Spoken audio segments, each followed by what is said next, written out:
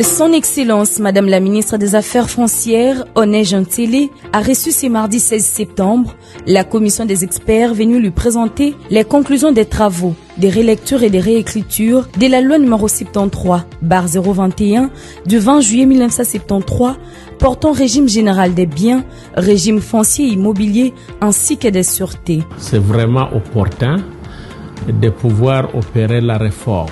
Il n'y a pas meilleure richesse que la terre et tout ce qu'elle comporte. Donc la loi qui réglemente la matière liée au foncier, c'est un instrument extrêmement important dans le cadre de la réforme. La loi au fait de 1973, après 51 ans, 52 ans, c'est une loi qui nécessite d'être retouchée.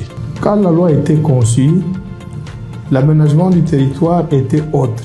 Actuellement, les peuples se sont déplacés et il fallait adapter la loi par rapport à certaines dispositions. Initié le 30 août dernier lors d'un atelier de relecture solennellement ouvert par la ministre, ces processus de modernisation constituent un tournant historique dans la gouvernance foncière de la République démocratique du Congo. Il faut dire à tous seigneur, tout honneur, c'est elle bien l'autorité qui a convoqué ces travaux-là, c'est elle qui a piloté, n'est-ce pas, à travers l'équipe qu'il a pu sélectionner, interdisciplinaire bien sûr.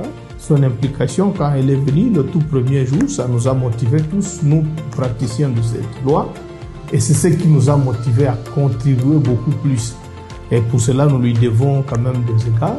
Son apport a été appréciable, tant du point de vue de l'organisation matérielle des travaux que du point de vue du management de l'atelier. Selon les experts de la commission, les rapports remis à la ministre contiennent non seulement un projet de texte consolidé, mais aussi des propositions d'innovation majeures et des recommandations stratégiques issues de leurs débats.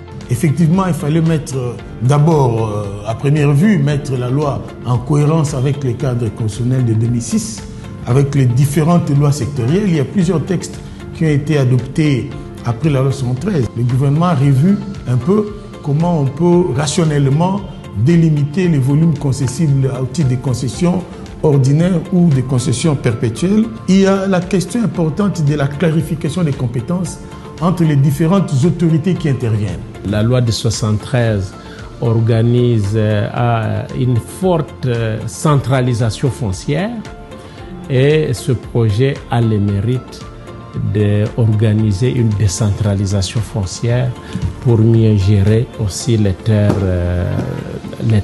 du domaine public et même du domaine privé de l'État. Et le projet de loi est venu pour pouvoir intégrer les aspects en rapport avec la numérisation du cadastre, en rapport avec l'amélioration, l'accès aux nouvelles technologies de la communication. La ministre des Affaires foncières a félicité les experts